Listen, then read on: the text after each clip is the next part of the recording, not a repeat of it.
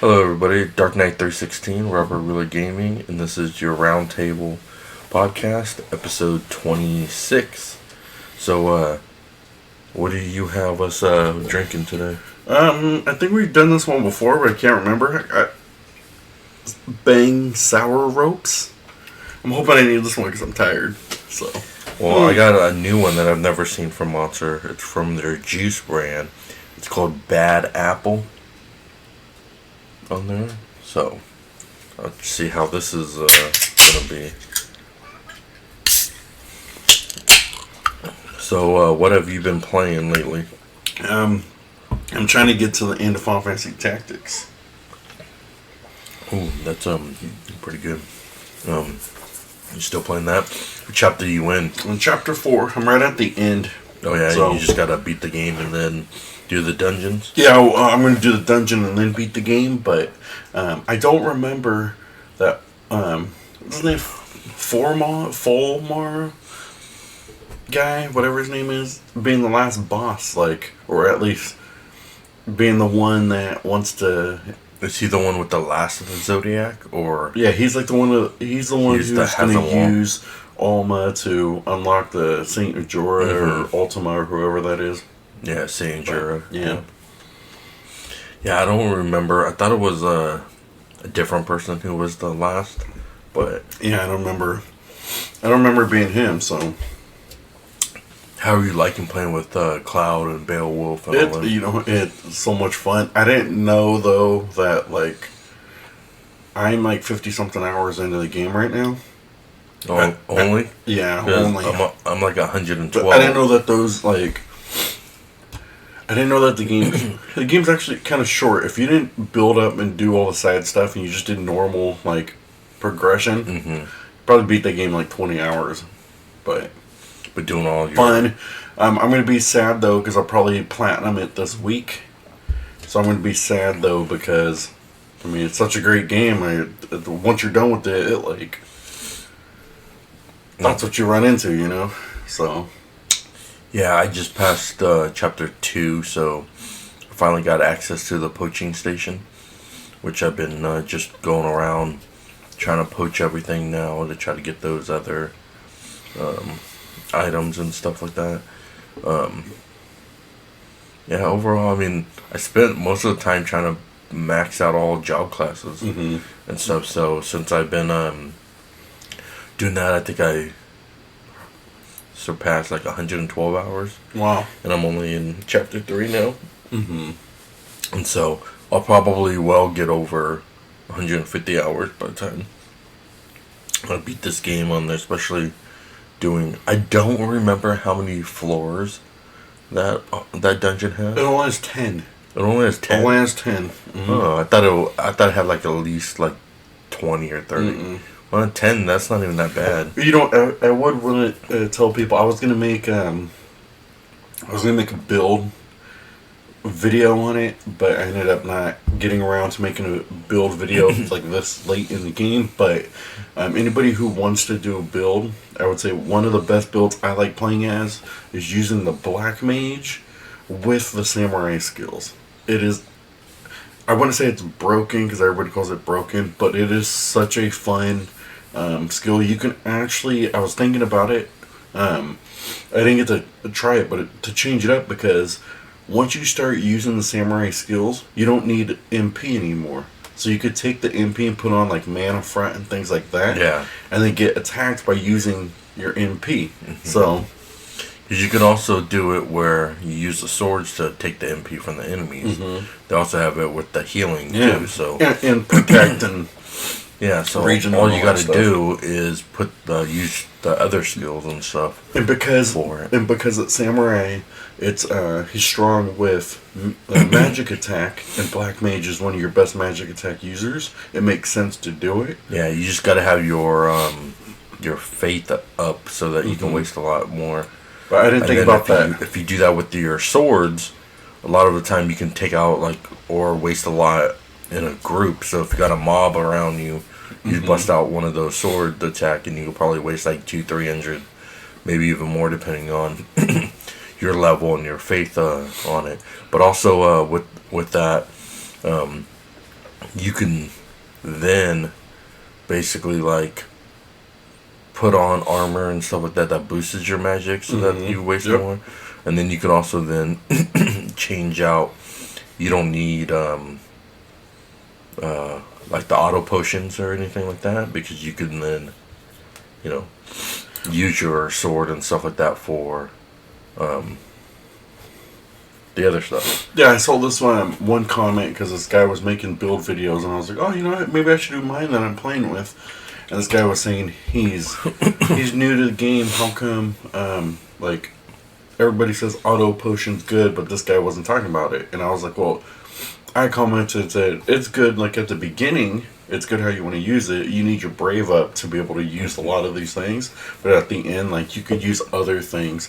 Because you could stand there and take the hits and just keep using auto potion, gain your, 150. But as long as you have potions and the money to buy it, but also it's like when you use auto potion, it uses your lowest potion. So it's only beneficial to use auto potion when you have X potions, because that heals you like 150, 170, something like that.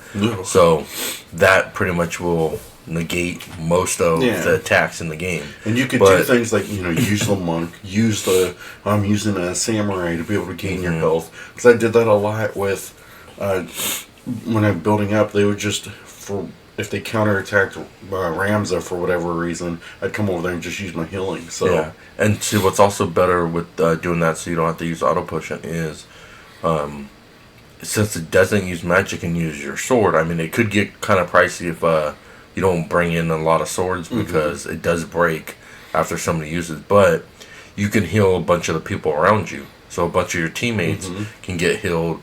And if you're a high magic user, then they'll gain a bunch of health on there. And what's good with the black mage with the samurai sword, excuse me, is that you have both white magic and black magic to be able to use. So you're pretty much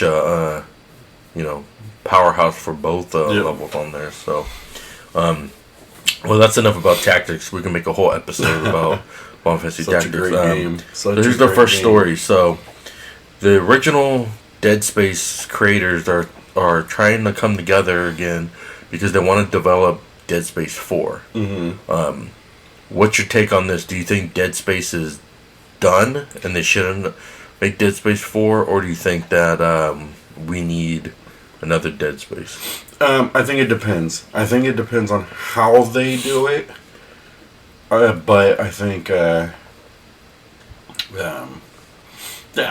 be interested in a Dead Space 4, because you got to think the last Dead Space they did was just like a remake, remaster, all that stuff. I think they're thinking about doing a Dead Space 2 remake. Yeah, I think a lot of people they like Dead Space. They don't mind the remakes, but it's time for more of like, come up with a Dead Space 4. What can go wrong with Dead Space 4? Like, I don't remember how it ended in Dead Space 3 to see if it even needs to open up before. If anything, what they need to do is, instead of a remake, release like a trilogy pack and go back and start allowing you to play the original ones, so you can remember, what happened and things like that. Because I think this game came out, the first game came out in 2009, so your trilogy pretty much came out, stayed on your PS3, and then they ended up making, remakes later on and stuff like that. One and 2 was really good. 3, they started to do more of co-op. Yeah. So it wasn't as... I don't know, because I really liked 2, but 1 was really good too.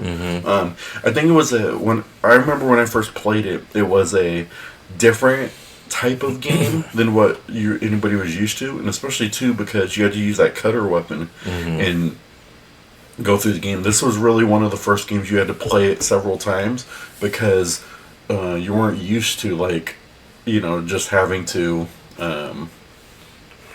you could beat it all in one go. It was more of like you had to beat it all.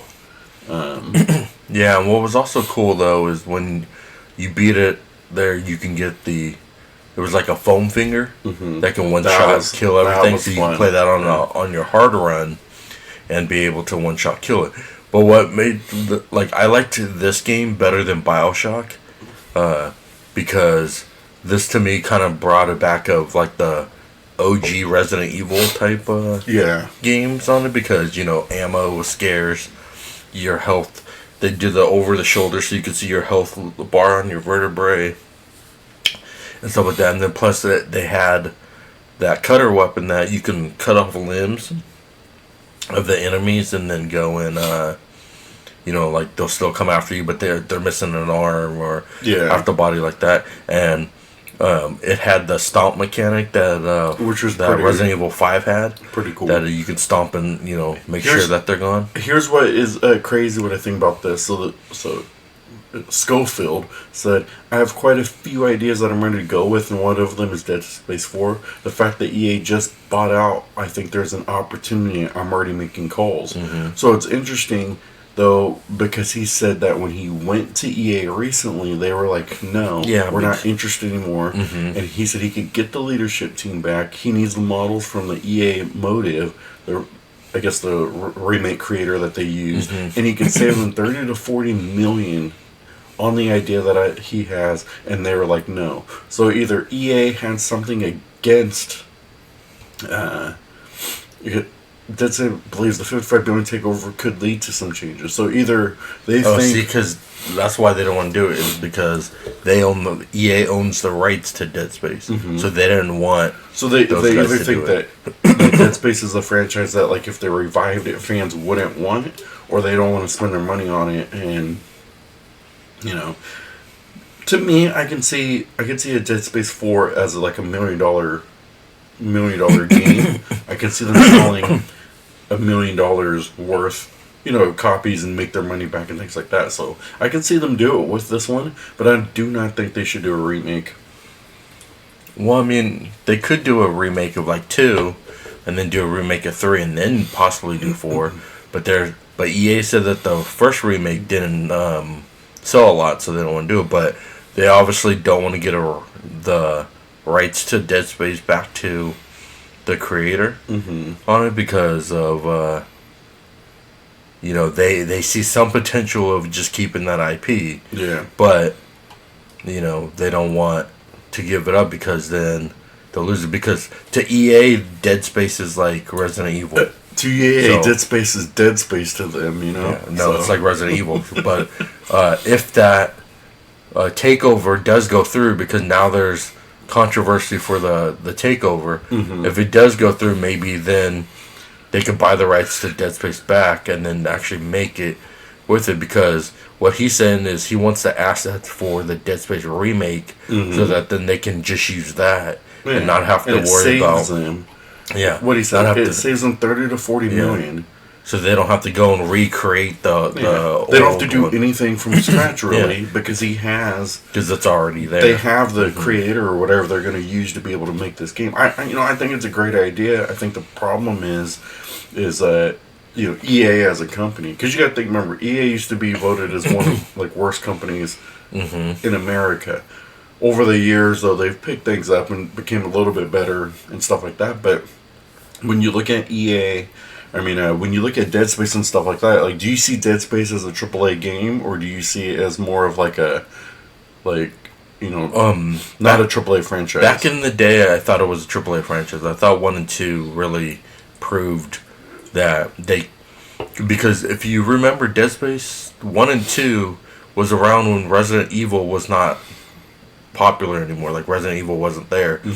So... they were there, but they weren't there because Resident Evil was going more into the action genre instead of the horror one, and so a lot of developers were saying, the horror genre is dead, and Dead Space creators were like, no, we're creating a game that has to do with sci-fi and horror and stuff. So basically, like, Dead Space is kind of like Aliens, the movie, where you're on a space voyage, your spaceship crash land on like a planet, and then all these aliens, or in this case monsters and stuff like that, are there, and then you have to figure out what it is. And from the first one, you figured out it's like your girlfriend or wife or whatever is missing, and you're on the journey to try to find her. And then things happen there, and you find out what really happens on there, and you get all these audio logs and stuff on there. So, I mean, Dead Space was fun. I really liked playing it on there. Third one wasn't as great from what I could remember from it. I think they were trying to do the Resident Evil 5 co-op stuff. Stuff where, because Resident Evil 5 was mostly all co-op. I think they were trying to push that because that was popular. Because Capcom also had, I think it was Capcom, also had that Lost Planet one, which is kind of like how Dead Space was, that Lost Planet franchise. I know what you're talking about. And Lost Planet 3 was kind of like going into co-op. So every game then had to have some type of co-op mechanic because that's how gaming industry is, which I think is kind of dumb. Well, this was also back in the PS3 era, how it was too. So so you had a single player game, had to have co-op. Yeah, I mean they did that with Resistance. Resistance 3 had to do co-op and stuff like that too. You think the Resistance 2, the way that they did that one, they should have just like built upon that. That was fun, but yeah, so I think that there should be more Dead Space. Dead Space 4 should definitely be made. It should be made. Whether EA backs it or not. It would come out PS6 era, but it'll be a PS6 game. But you also got to think too, like the way that so for this game, for instance, you had the trilogy on the PS3. Nothing came out on the PS4, and I believe the remake came out PS5. Right, it was PS5 only. So you got to think about how much that time frame gap of like trying to get in new fans and things like that for your game. Like you sat on this gap that there's no, Well, you also got to remember that the creators of Dead Space left to make that Callisto Protocol. Then this new team used the assets to do the remake on it. So now that Callisto Protocol was basically the new Dead Space. Yeah. They, are now trying to get back together to make Dead Space. Okay, so Dead Space 3... Dead Space 3 came out in 2013. I'm looking at for that. So if Dead Space came out 2013, Dead Space was a remake, right? Dead Space Remake came out in 2023. Oh, so you figure years ago. A 10-year gap for... You came out 2023 at the end of the PS3 life cycle. You skipped the PS4 generation, and it took you 10 years to make a remake. That's not good. But they also came out with the Dead Space because that Calypso Protocol was coming out, so they tried to go and Callisto Protocol was trying to compete, but that's a thing though. So you had a 10-year gap remade, no Dead Space. Your franchise is just sitting there, and you're not doing anything, and you're not bringing in new fans, making spin-offs. However you want to be able to build the franchise. Like you made a trilogy, and then you were done, and that's where I think a lot of these franchises are starting to fail because you think like there's. Yeah, such a great franchise. We played it during the PS3 era, but then all of a sudden it's like you're bringing in PS4 fans. They can't play this game.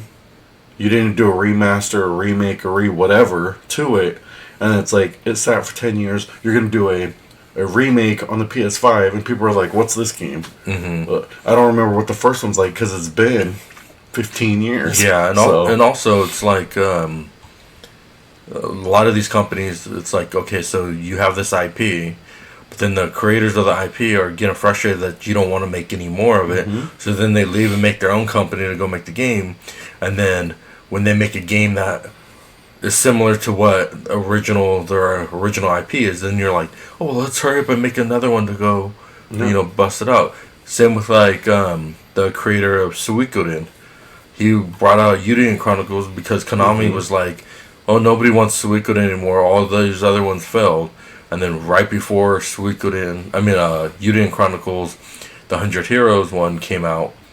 Oh, mysteriously a Suikoden collection was coming out. So it's like all these IPs that the original creators had, that when they go in to make their own stuff up on there, that's like a spiritual successor or whatever on it, then mysteriously the original ones come out and stuff. That's what I think is good. I was reading an article doing research for my my news at the end of the week. There's a former I think she's from PlayStation, I remember. But she was saying what companies need to do is stop focusing on AAA and do kind of combination AAA and then like a non-AAA game. Yeah. So she was basically saying like a low-budget game, like you thought, like she said, like for instance, when they first made Astro Bot. So Astro Bot was kind of like AAA. It wasn't a AAA, it was like at, a double A. at the time, but they did that, and then let's say your God of War. And then Astro Bot became popular, and now it's a AAA game. So she's saying is like you should make but because, and that's one of the things I was thinking. I agree with her because you got to think like at the time they spent money to build Horizon. Horizon wasn't a AAA game, but it became so popular as a franchise that now it became a AAA game. They're going to make a movie off of it. They're probably going to make a third game at some point, like things like, or they'll remake the remake of the first one, like different things like that. But I think that's how I agree. I think companies should look at, like, they should look at Dead Space and say, do we consider it AAA? We're going to spend X amount of budget on it. If not, do we want to spin off? We're going to spend this and kind of build it a bit. Because you would be surprised that if they said, okay, well, we're only going to spend, we'll give you $10 million to make Dead Space. And then they go, okay. And they work with the $10 million, and they make a game so great that they brought in $50 million from the, like... Well, look at Claire Expedition. That wasn't a AAA game. That was like a AA or single A considered game, and now they brought the game out at $50. Yep. And it's super popular, and it sold over 5 million copies on it. Then now they can use that money to either make a sequel, a new game, or whatever they want, and then maybe they can end up becoming a AAA game system company. Which I don't think that they should. I think that they should stay as a AA one, so that then they get the low budget and prove that we don't need to spend billions of dollars on these AAA titles that end up sucking. You know what's interesting though? It's for another video another time because we gotta go to the next one. But I saw this video for Expedition 33 and how they did the motion cap, and it's like. It was so low budget of motion cap considering what they did and then what we saw completely. Like it goes to show that the way that they did motion cap, you don't got to spend $1 million on motion cap. But what's our next so story? The next one's about Helldivers 2. So the Helldivers 2 developer Arrowhead is working on a new game. It doesn't say that it's going to be Helldivers 3, but they're saying it's a new co-op action game on it. Now, do you think this game's going to be successful because of how popular Helldivers 2 is, or do you think it's going to just, like, they only had a one-hit wonder? I think it depends, because are they going to make this game exactly like Helldivers 2? I don't know. And I think that's where they will probably... fail. I hope it's as good as Helldivers 2 surprised me because I never played the first one, and then this one started taking off and it looked pretty cool, and I was like, oh, for $30 or whatever it was, like I'll try it, and then tried it. It was actually really good. We had fun playing it. But so it says that it's going to be 100% funded by the studio, so not by Sony. So that means that they can bring it on, do what they want. They can also bring it on the other systems. Whereas where Helldivers was only on PlayStation for a while there until they were able to do it on there. So they said right there that to make Helldivers 2 a forever game, and that there were no plans to make another sequel. So that's good, but that means that they're going to just keep building up on Helldivers 2. But you gotta think Helldivers 2 is a forever game to some point, because at some point people are gonna stop playing. It's going to end up being like Destiny, is how Destiny 2 is, where it's like that's like a 10, 15-year-old game, and they're still bringing out content even then for it. It's like, they might do that. It might go into the PS6, whatever. 10, 15-year game, but at some point people are going to stop playing it, and then they're not going to make updates for it, so then they're going to close it down or whatever they're going to do. And really, like, if you think about it, are they really going to be doing updates when they're working on their new game? Yeah. Like, they'll do minor it's going to be taking time between the two if they're going to be making, like, DLC or expand, like, the lore of Helldivers 2, because maybe they can add a new species, because there's only the 3 species, so maybe they'll add, like, another one on there. So then it expands the game really, big and stuff like that. So maybe what they could do is maybe branch off their team, like do one that works on Helldivers 2 and the other one works on the new one. I don't know, but you got to think, if it's a forever game, they got to start coming up with more reasons why to get you back in there. But I do think Helldivers comes to a certain point where it's like you have to, it's more of a, you got to play with a bunch of your friends, because it's tough to play, especially because it depends on the community as well. You have some people who are like, I jumped into Helldivers and I found some teammates who were really great, and they were like, hey, like, we're gonna farm and do all this stuff, and it's cool, and you jump around and do that. And you had someone who's like, oh, you don't go to this objective, like, I'm kicking you out. Yeah, like, you don't know how to play this game, like. So it's like when you first started out, like, I was pretty cool. I opened my lobby, and it was somebody learning, like, we're just gonna run around and like, we'll do the objectives, but if you need to get all the, like, the credits and stuff like that, the materials and all that, like, get the materials. We're gonna do whatever you want. If you want to just complete it, we're gonna complete it. Like, I didn't care. It was, you're still getting, like, if they're gonna go and destroy a bunch of stuff, I'll run around and go get all the materials we need and stuff like that, and go and help out and kind of do all that kind of stuff too. But I think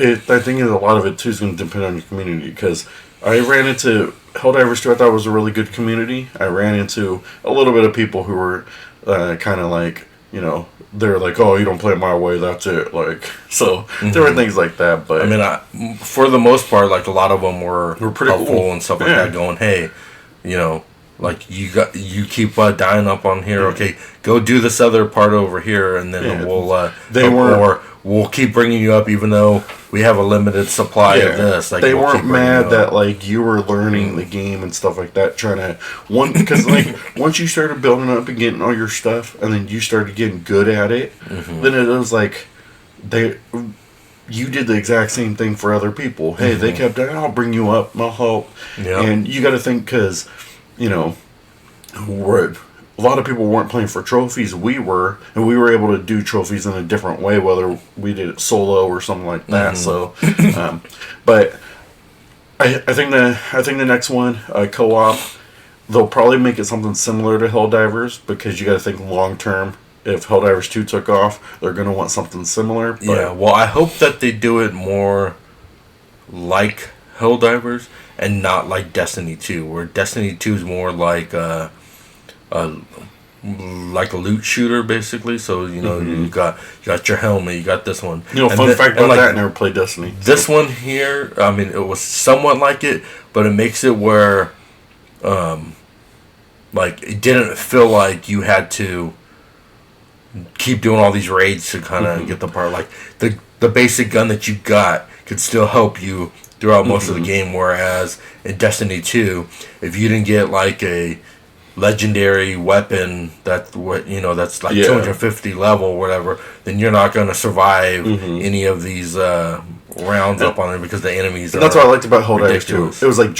it was the true jump in, jump out. Like, oh, I only have half an hour to do something. I can jump in there, do whatever I want to do, come out there, still feel like we did this for democracy, and was able to, win. So, such a great game. I'm glad we ended up getting it. It was hard to find, because I mean, and it was like $30. Yeah.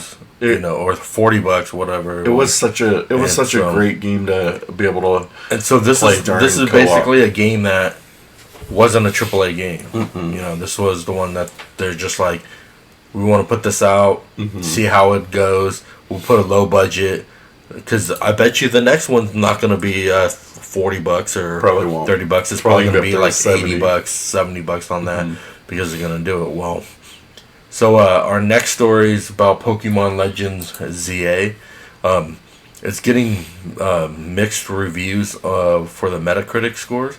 Some people are saying it's favorable. Some people are saying, it's not that great. So walk me through this a little bit. So Metacritic score is... So Metacritic are fans who voted for this, or is Metacritic the person who voted for it? The user score is the fans. Metacritic is collective of everybody. Like critic reviews. Yeah. So like everybody, so like IGN, GameStar, like all those ones there that gave it. The user one is the people that actually have a thing in the like these guys. yeah, like actually reviewers. Because if you look on here, like IGN gave it an Looks 8.0. like an 80. A Gaming Bowl gave it an 80, but then this Cubed 3 from Game Freaks gave it a 70. So it's like, and then you got the users that actually like sign in to the. So the user reviews would be this score. They're unfavorable, yes. So on there. So then you see. So generally, it's an average game. A lot of people were complaining on it because it's not like what they thought it would be as a Pokemon game because of it. This one is more. It's not like a turn-based game. It's more of a action game. So your Pokemon, you throw out the ones you want. You come around, they keep attacking and kind of stuff like that. Whereas the other ones are turn. People playing it like that. The only like cool part about the ones, but it'll probably so got a 79. Wow. It might be nerfed or maybe not even nerfed, but they'll keep it in there. Is the legendary shinies? They stay there complete until you like capture them or until I don't know if you can capture them multiple times, but they still stay there. So you don't have to worry about missing a legendary, Eevee or whatever, or the shiny Eevee on there because it's in that same spot. So you can come back later, more powerful, and then go and try to capture it. Which that could be a good thing, but that can also be a bad thing on it because they also have that, like in the traditional Pokemon, they have it where you can trade with people online.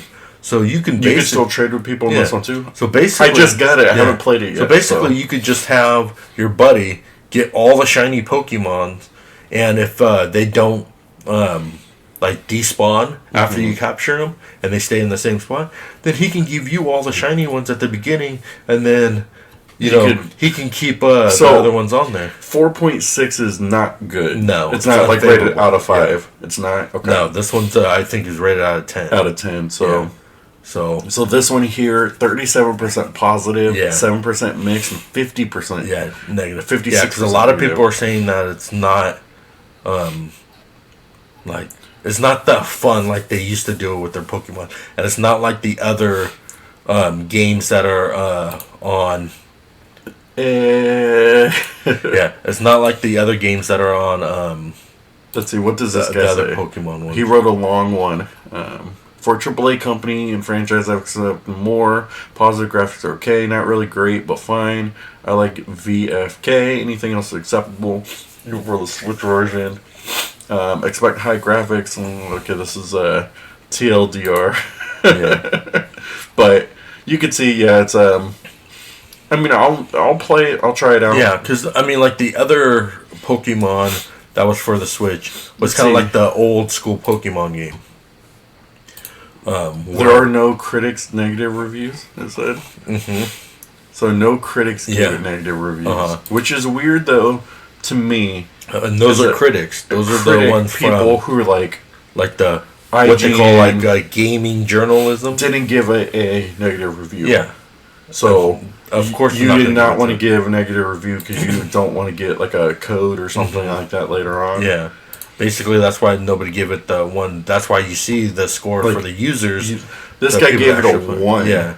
Let's see, why did he give 1? Lixo. It's all in Spanish on there. Okay, I thought that was like a Pokemon thing. No. Oh, this guy. Okay, let's see. Just buy Power World or buy literally any other new game that's come out recently. Even the new Digimon Time Streamer is a mile above what this game is. Do not get this. So hand-holdy and boring. It's unreal. There's nothing to keep you engaged other than shiny hunting. Well, because, I mean, it's, like I said, like the other Pokemon games that were for the Switch were kind of like the turn-based ones where you can go there, capture them, send out your Pokemon, switch them out, going on there. This one here, it's all mostly action-based on there, so it's not as fun. That's why a lot of people are saying it's not as fun, because when you see them all in the wild, which is kind of cool that you can go and capture them and throw them all like that, like how they're shown in this one there. So he's trying to catch one. Yeah. So then you see the thing go bounce. So caught a scatter bug. Okay. So they're showing it like that, and so you're dodging a scatter bug. You threw your Pokemon. That's pretty cool. And then your Pokemon. So now, but you're not really doing. Can you do? You can only control one Pokemon. Yeah. Mud And then you have to switch them out, you know, like take them in, switch them out, that kind of stuff. I don't know. Like maybe it's a whole battle between how people, you know, they want like what they're expecting for the Pokemon. Yeah, like the Pokemon is the turn base. You know, they want things like that. Yeah, so. Because I mean, but also in this game, there's already been a link to the next one, which has to do with like wind. I can't remember what the thing was, but it has to do with the wind. Let's see what Pokemon IGN, since they gave it an 80, they're hitting it stride. Luminous may not be visually exciting, but exciting Pokemon encounters, well-written characters, amusing side quests, still make it fun to explore while serving the idea vehicle for more intimate, emotional, mature, blah, blah, blah. After several years... Overhaul from the turn-based action also works surprisingly well. Yeah. You know what? You know what's interesting, though, is you think they're going to go back to turn-based, because I think of, well, that's what I'm saying. With the leak... They show that it's the 2 versions, so that means that they're going back to I think they would go back to turn-based, because I think of a game like the Atelier series, right? Mm-hmm. So Atelier, Yumiya came out, looked great, stuff like that, but they made it more action-based. It didn't turn out as good as people expected it, but then the new one, the Resurlina, I can't pronounce her. That one went back to turn-based because everybody wanted the turn-based. What Yumiya tried did not work, and they said, "Oh, well, turn-based. Everybody likes that. We'll go back to that." So that's where I thought it was pretty. Yeah, and that's how it's probably going to be like this one, because I told you like the other one. There's 2 versions. It's like, let's say I can't remember, but let's say it's like Leaf, or it's like Leaf and Tornado or some kind of thing like that. So it has to do with like wind. Pokemon and stuff, and so that's why it's like going back to the traditional turn-based where you got to put the certain ones on it, not really action-oriented Pokemon game on there. The graphics remind me of some old Dreamcast. Windows are literally painted on the wall. Combat system is so dumb. You can poison and literally escape the battle. That'd be good. When you come back to the enemy, it's done. See, that's a good strategy. Just poison them around. No, but that's the one. Dialogue without any voices or sound. They seem like people would... I don't know if you could say that on your YouTube channel, but other than that, I think that's interesting though. Is like you got dialogue with no sound. Because I mean they don't want to do the voiceovers basically for it, but also like in this game is since they're on the world map already. If you leave and then come back, they get full health.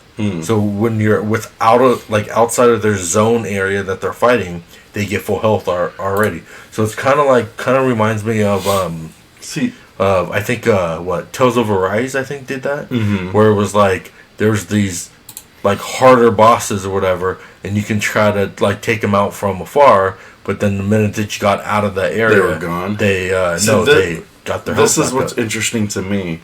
This is where I think you're biased, because you only got a 79. But like, there's no negative reviews. They either did mixed or a positive. It has to be something. Pokemon. It has to be something like, that you didn't. This one gave 100. Yeah, like it's not the perfect game. This game's perfect. Yeah. Perfect. How is it perfect? Everything is perfect. Yeah. Like, how did you get like Screen Rant perfect? Yeah, News perfect. Like all these guys gave. And you see, we use some stuff from Screen Rant, and they don't even. You wonder though if it's because these guys are, they get the copies. They get the copies early, so they don't want to lose their connection with. But here's the thing, Game Freak, Nintendo, you can give us a free copy of this, and we'll review it. And we'll give the truth. We'll give you the truth. If you don't like that, then don't give us don't give us any more. If you gave me one and I said I'll give you a negative review, and then you didn't like the negative review, how are you ever going to make a good game? Yeah, I think that's the biggest thing is and then us as reviewers, if we were reviewing your game and we're not honest about the game, I think then we're doing a disservice to fans, because the fans want to be able to say, like, if there's some positives about the game. Let them know positive. Hey, I enjoyed this. I enjoyed this. But if you're like, I literally dragged myself to try to get through this game because it wasn't that good, then why not let the fans know? Then they're going to be like, well, Robert Wheeler Gaming, why wasn't it that good if you had to drag yourself through it? Well, let me tell you why. you know, things like that. But if I'm like, oh, the graphics were subpar, but it's a fantastic game. It's like let's read one of the 100 ones. So this one. Right. It's a grand adventure that once again proves the Legend series is home to the most interesting ideas Game Freak has. It's a game that understands its audience and feels like a love letter to both players who grew up with X and Y and those who've been here the whole time. The new battle system really worked for me, and the rogue meta battles are bombastic fun, even if like the traditional turn-based offering, it can get very easy as you level up your team. I hope Pokemon Legends is here to stay. See, that to me sounded like... give me a review. No, that to me sounded like ChatGPT wrote it. It didn't sound like it was an actual review. Unlike the most recent Scarlet and Violet, Legend ZA is a game that really holds your attention. The spiritual successor to Legend Arceus. It's learned from the mistake of the distant past and beautiful shows the city life is like the Pokemon universe. I can see myself playing this for another 100 hours as I finish my Pokédex, shiny hunt, and generally have a great time. This is easily the best Pokemon game on the market. Well, because it's the only new one on the Switch. Yeah. Of course it's... But see, with like that Scarlet and Violet was turn-based on there. And then that Arceus actually went to, like the action. Here's the thing: is I played the Arceus, and I got bored of it. Like I thought, what the biggest for me in RPGs, I think what the biggest thing is like that intro. You take too long with the intro, and that's what happened in Arceus. It was like it took too long for me to be able to get. You choose your Pokemon, starter, be able to understand what's going on in the intro. Like it took too long. By the time I got to the world map, I was like, I'm done with the game because you sat there literally tutorial after tutorial. Help this person out in your town. Do this, and it's like, why can't I? You give me maybe a 10-15 minute backstory. Pick my Pokemon, and then give me tutorials as I'm progressing through the level. So, I mean, if you look at the old school Red and Blue, like. You started off going to Professor Oak. You picked your 3. Your rival picked the other one. You went to the battle to learn the mechanics, and then you're off.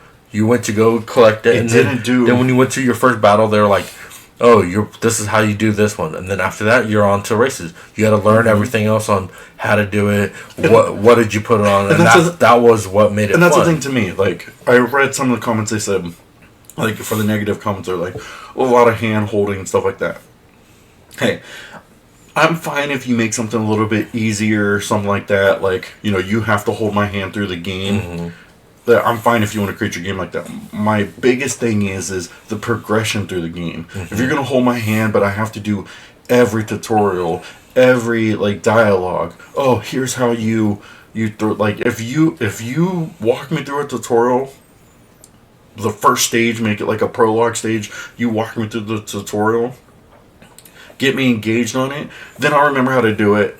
But if it's like one of those where it's like, here's a side quest. Let me tell you about side quests. And I'm like, I don't care about side quests. I just want to get to testing out this Pokemon and see how good it is. But if I have to go dialogue after dialogue, that's where I'm hoping that this game, I'm going to try it after Final Fantasy Tactics.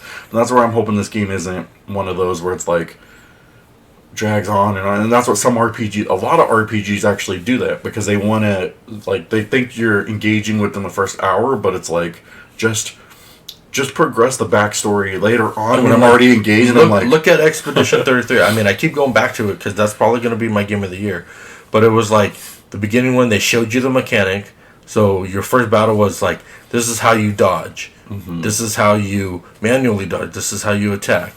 So it kind of gave you, and then this is how you get your ability. So they kind of gave you okay, this is how you do everything. So then you went on, they talked to your story. Then when you got into battle, you said, okay, well, this is how I did it. Okay, this is how I do it. I remember that. And then when you started learning abilities, they tell you about the ability. Yep. So that doesn't really drag on. They're not doing you got to do this 5 times so that then we know that you completed the tutorial. I hate that in fighting games where they're like, do 6 Hadoukens before we can move on to the next. I already know how to do one on there. I should be able to do it. But I don't need to do that. That to me doesn't make you get good. That kind of makes it where it's it drills it to the point where you're just okay, I don't care anymore. Going back to your favorite game, Expedition 33. You also got to think the way they progressed it. They told the story with Gustav. they kind of introduced you to who the paintress was. Like, you didn't know her name was a paintress, but you knew something was going on. Like, it introduced you. Yeah, it told you the story at the beginning. Then as you walked around, the purpose of it. They introduced the battle mechanics, and then pretty much after you're done with the prologue, like, you were on your own. And it's like, that's how it should be. You should have it where it's like, in this game, you know, I'm hoping, I'll try it, so I'm hoping it is, but it's like, you play the game, they tell you, here's how you call out your Pokemon. If you're using new features, okay, you teach me how to use the features. Okay, now I'm done with the prologue. You shouldn't have to pause my game and be like, hey guy, you remember how to throw your Pokemon? Oh hey guy, let's go, let me give you a whole book of something to read that I'm not gonna read because I'm just gonna be like skip. So yeah, so that's what I was thinking there, because I mean, if you just looked at like the overall review and you're like, oh, it's somewhat decent, it's pretty good there. But when you get into the nitty gritty of it all, you see that a lot of the good ones from the Metacritic is from the so-called game journalists. Metacritic reviews, you look at the journalists, no negative. Yeah, but when you look at the actual people that the actual play it, let's see, then that you know who gave 74. So a 74 was a mixed review. Okay, Power Unlimited, Gamer Reactor UK, Nintendo Life, which I hear Nintendo Life, you know, a good channel for that one. But it's like you gave a mixed review. Like, there was nothing that you couldn't give a negative on. I mean, if you're reading through it and you like GameSpot gave it a 7. Like, where's so GameSpot here, right? You read through it. Is fitting into the Switch 1 era Pokemon, like Legends, Arceus. It takes time, it takes some surprising risks, but it looks rough doing so. Game Freak's decision overall battle mechanics for the first time since Pokemon Exception is admirable and ultimately paid off, but after 5 3D Pokemon games, it's frustrating how far behind Pokemon is where it comes to presentation. It feels like the last piece missing to the puzzle, bring Pokemon into the future. Okay, so then you just gave it a mixed review. Like, one thing in this review you told me was, you overhauled the battle mechanics, and you think that the graphics are behind. That's it. You don't tell me anything else. Was the story any good? Was it easy to use the battle mechanics? Like, you didn't really. Was it easy to pick up? Like, that kind of stuff. Was it something easy to pick up? Was it engaging enough that, because you even got to think, too, like, when you talk about the engagement portion, a lot of people don't have time these days to be able to, like, play your game. Can I pick it up, get through the tutorial, and still have it fun if I didn't come back to it in a month? If I said, hey, I played it a little bit, I want to try it again, I came back a month later, is it engaging enough to be able to do that? And I think this is where, like, a GameSpot, you know, they're pretty big, and I think with their review, you look at things like this, and it says, like, you really don't give me a reason why did you give it a 70 and why did you give it a mixed review? Like, so you could say that they took some risks, but it looks rough doing so. You could give that as a negative, but you didn't really give anything as a negative, because I feel like a lot of these guys don't want. The minute you give a negative, you're pretty much done. Like, you're not going to get delivers a fast, polished battles in Lumino City, but limited exploration and shallow side content hold it back from being truly great. Okay, that's a good one there. So you can give that a negative review. You gave it a 60, but why can't you say it was negative? Hey, you know what? It limited exploration, shallow side content. It wasn't really good, and here's why. Like, I did X, Y, Z, and that's where I feel like you gave it a 60. Why wouldn't a 60 be a negative review? But you did it as like a neutral. So this is where I think. See, like, for me, like, when you're in school, 60's a D. Yeah. I mean, that's not even average. Average would be a 70. So that would, or 75 would be the average on it. This is where, and saying that also, then basically, because I'm wondering if it averages out. It's mixed, but it's not negative. So then the general favorable score goes up. But it doesn't. Yeah, because the average on it is 79. So you don't give. They take a lot of the. Whereas 80s. if you look at like a lot of the user reviews, and if we were to do it, like, look how many negatives. 56% is negative. So if I were to actually give a 56% and read that these guys gave it a 4.6, right? So this guy a 0 just by Power World. Okay, so you really don't Like, give me that guy anything too doesn't much. yeah. Score 2, almost because of my disappointment. This is the first review on Metacritic. I'm a Japanese Pokemon recent title. Okay. To be honest, ZA is such a betrayal to me. People around me literally crazy. Okay, it has no competition anymore, so okay. Too long, didn't read. I sold it after one day. It's the worst game ever. It looks cheap mobile game with one developer. Nintendo Game Freak is Okay, that doesn't tell you. That doesn't really tell me too much. Any fan project, there's better. Fan made Pokemon design better. Coding, better competitor, better, cheaper. Yeah, and see, even with these ones, you don't really some of these ones suck. Let's be real here. Pokemon has not been good. Having the map design and paste down windows, flowers, the unoptimized game. Okay, so then there's one here that you can kind of say. Unoptimized game. But so the map design and pasted windows and flowers, like, okay, so the story, it's just wow. They sue Pocket. Yeah, but see, this is dumb because most of them just want the Power World on there. They like that better than the Pokemon. I want one where it's focused on the game. Let's see. You're telling me on that. This game is so cheap. It's lots of fans, franchise, and the new combat mechanics are kind of fun, but they alone can't save this game. If you want to explore the Lumina City, just know that they pretty much everything about the city designer was better on the old. Okay, so see, so that could be he was getting there. there. That he said the mechanics are kind of fun, but they can't save the game. Yeah, but you still didn't. You gave a 0, but you didn't give really a reason why you gave a 0. Only good thing about the game is potential. It's not even developed properly. And then you go on to say, oh, it's a multi-billion franchise. They didn't put any effort to this game. Why didn't they put any effort? Story felt like an AI-generated story. Okay, there you go. The world felt lifeless. Okay. And then from the building to the NPCs, unrendered buildings and lifeless Pokemon still doing nothing, going back and forth. Now, there's a reason why you can give a review. So I think this one is actually pretty good.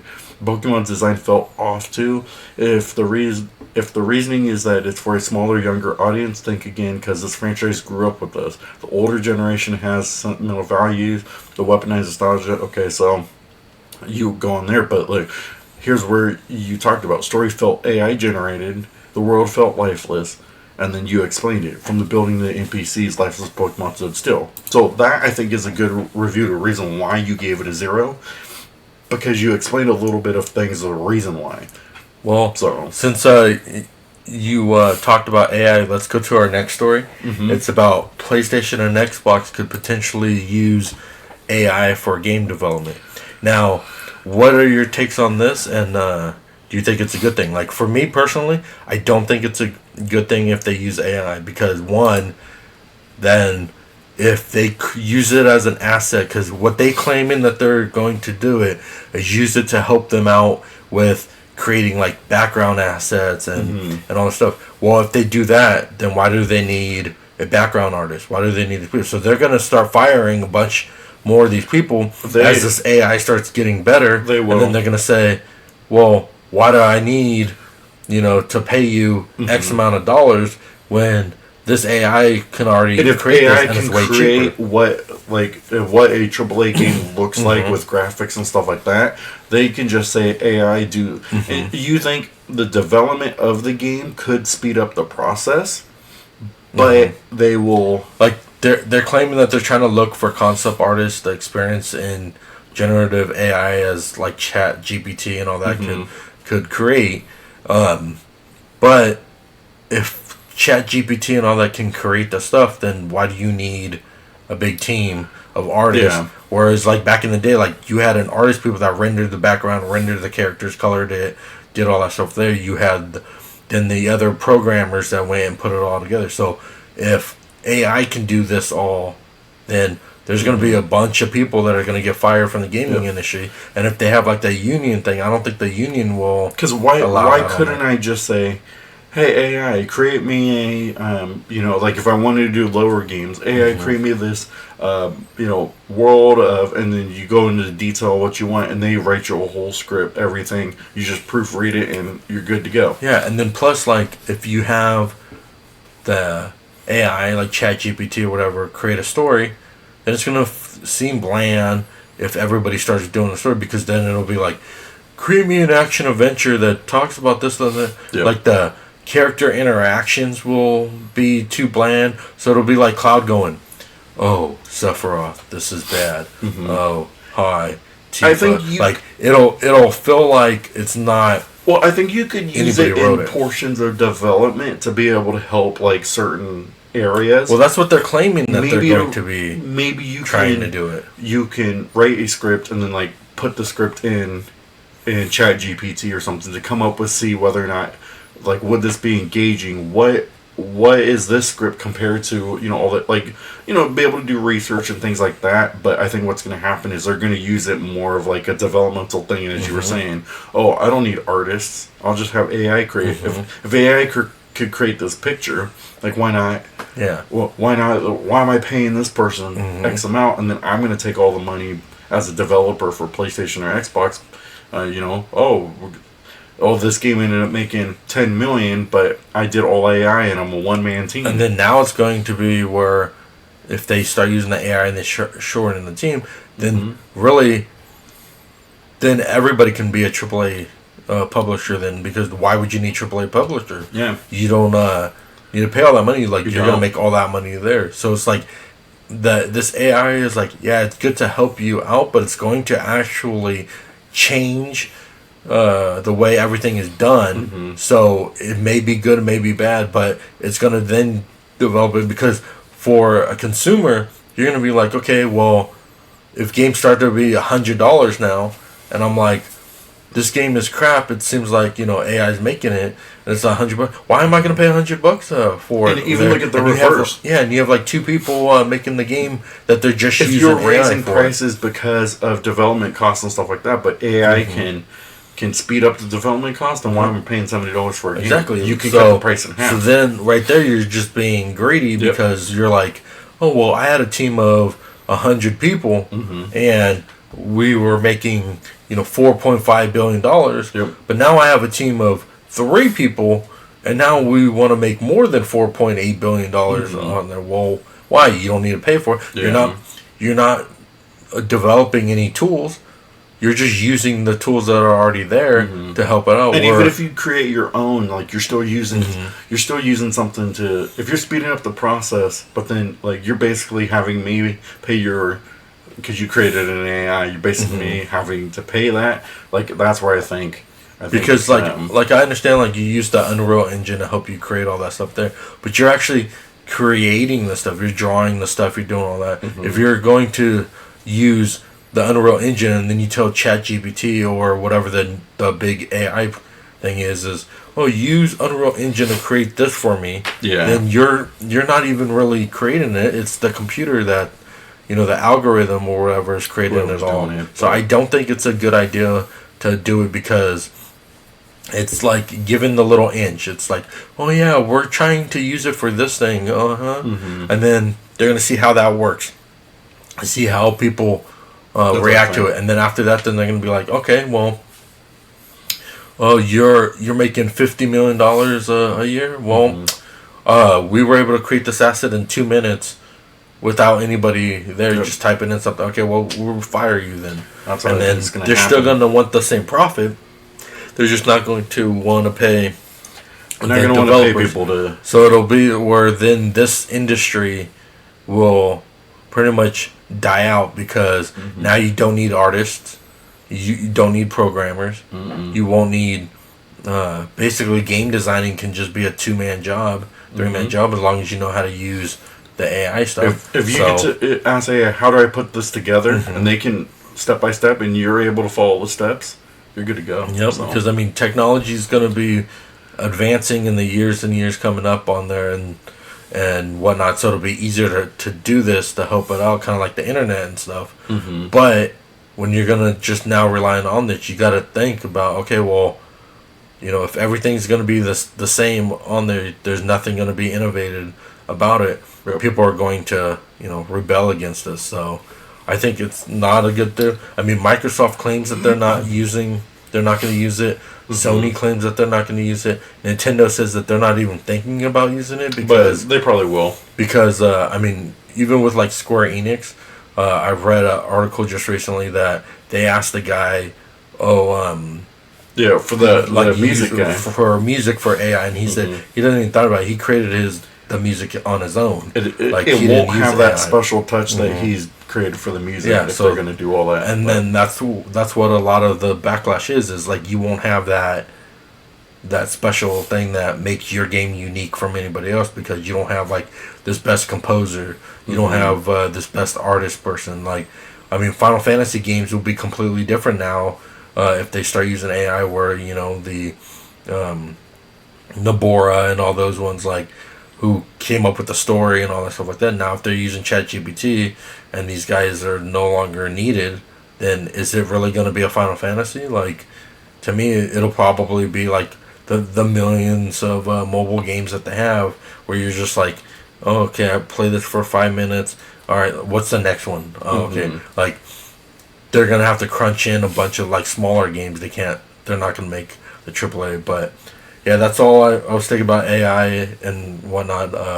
Alan Iverson? No, put your comments down below. Do you think AI is a good tool to use, and will it change the gaming industry permanently? Which I think that it does, but put your comments down below. Go subscribe to our channel, the Roundtable Podcast, Dark Knight 316's. Robert Wheeler Gaming, go subscribe to him, get his numbers up. He does his Robert's Roundup on Fridays. He has channel. I've been going over a lot of reviews just similar to this, talking about Final Fantasy collection videos. Different intricate different little things about PlayStation. So I got a lot in store. Just click that like button and follow. So thanks for spending this time with us and doing it, and we'll see you on the next episode of the Roundtable Podcast. God bless you guys. Thank you so much, and remember, keep gaming. Keep gaming. Yep. Thanks, guys.